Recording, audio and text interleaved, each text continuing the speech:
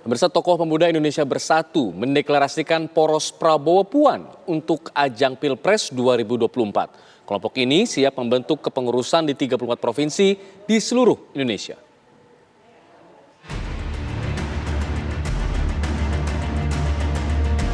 Masih 3 tahun lagi persaingan Pilpres digelar. Namun bursa deklarasi Capres dan Cawapres mulai bermunculan. Kini, tokoh pemuda Indonesia Bersatu mengumumkan pembentukan relawan poros Prabowo Puan untuk diusung sebagai pasangan Capres-Cawapres pada Pilpres 2024. Sosok Prabowo Subianto yang kini menjabat sebagai Menteri Pertahanan dianggap memiliki visi besar dalam membangun bangsa. Sedangkan Ketua DPR RI, Puan Maharani dinilai sebagai sosok berpengalaman di dunia politik dan layak mendampingi Prabowo. Ini kan kita meminta ya, ini aspirasi dari masyarakat, ini aspirasi dari tokoh pemuda. Kita meminta kepada Prabowo Puan agar berpasangan. Karena pasangan ini adalah pasangan yang paling ideal untuk bisa menyelesaikan semua problem-problem negara Indonesia. Ini dibutuhkan pemimpin yang mampu mengangkat perekonomian bangsa, mampu mengangkat stabilitas politik, mampu mengangkat ketahanan nasional ya, ketahanan baik keamanan maupun ketahanan pangan.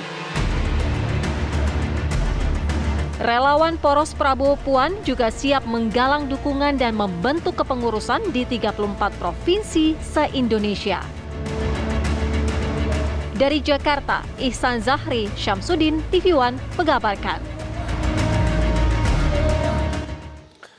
Prabowo Subianto dan Puan Maharani dideklarasikan relawan poros Prabowo Puan untuk maju di pemilu presiden 2024. Relawan poros Prabowo Puan ingin menyatukan tokoh dari dua partai politik terkuat ini agar bisa menang pada Pilpres 2024. Seberapa besar peluang Prabowo Puan dalam mengalahkan capres-capres lain seperti Ganjar Pranowo, Anies Baswedan, dan Ridwan Kamil?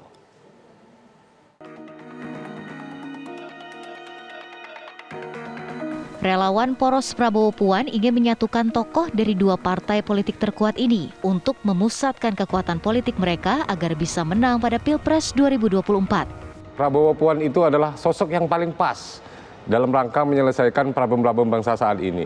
Indonesia dibutuhkan pemimpin yang kuat dan pemimpin yang nasionalis, yang mampu merangkul semua kekuatan, yang mampu menyelesaikan semua problem bangsa. Saya pikir ini adalah aspirasi dari kaum muda, ini aspirasi dari sebagian besar masyarakat Indonesia agar terwujud pasangan Prabowo Puan Maharani. Ada komunikasi dengan Bapak Prabowo ataupun dengan Ibu Puan Maharani ataupun dengan partainya, Partai Gerindra ataupun Partai PDIP, kita nggak pernah komunikasi. Murni ini adalah aspirasi dari bawah. Kenapa harus Prabowo dan Puan yang dipasangkan? Problem bangsa ini saat ini adalah mengalami problem yang sangat krusial. Pertama persoalan COVID ya.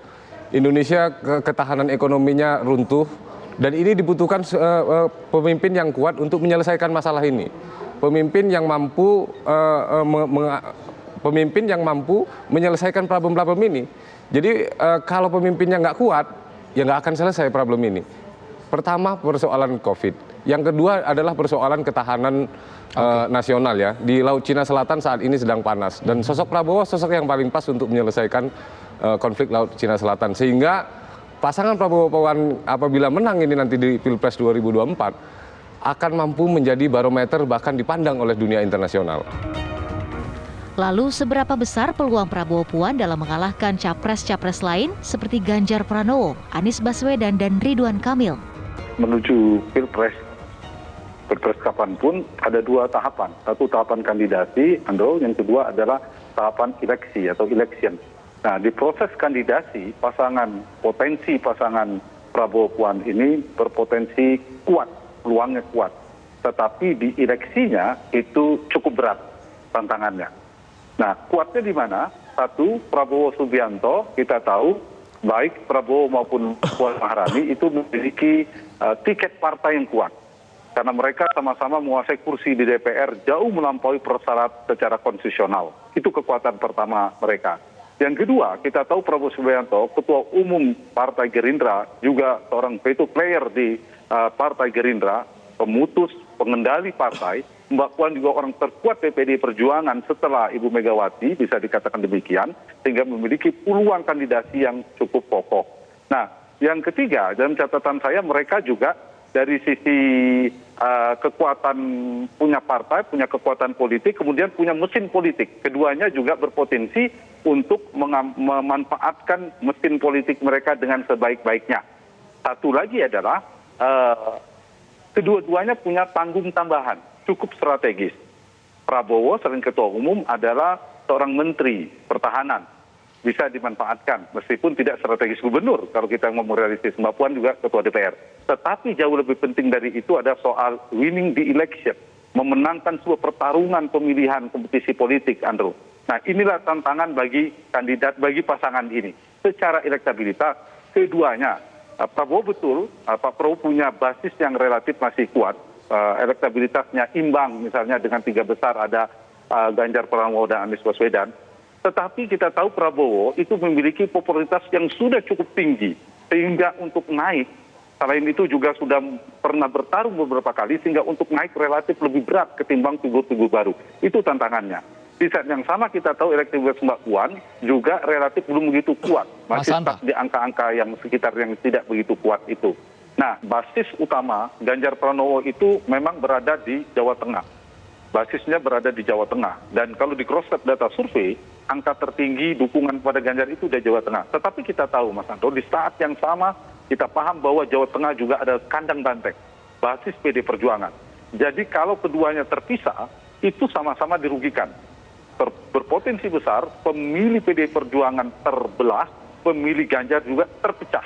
Artinya apa? Kemungkinan pemilih PD Perjuangan yang solid kepada PD Perjuangan lalu tidak mendukung Ganjar, bisa jadi tidak memilih Ganjar Pranowo. Pun sebaliknya, pemilih Ganjar juga tidak memilih PD Perjuangan. Jadi saya kira kalau dibandingkan dari dua itu secara elektabilitas jauh ya, sudah di data survei antara Mbak Puan dan Ganjar Pranowo unggul. Secara publik unggul Ganjar Pranowo jauh. Tapi secara politik di internal struktur kekuasaan PD Perjuangan, maka yang tertinggi, yang paling kuat adalah Mbak Puan Maharani. Hingga saat ini beberapa nama tokoh sudah mulai disebut-sebut maju untuk pertarungan Pilpres 2024. Koalisi partai politik pun dinilai sangat dinamis. Lalu siapa saja nama yang akan benar-benar maju dalam Pilpres 2024? Tim TV One mengabarkan.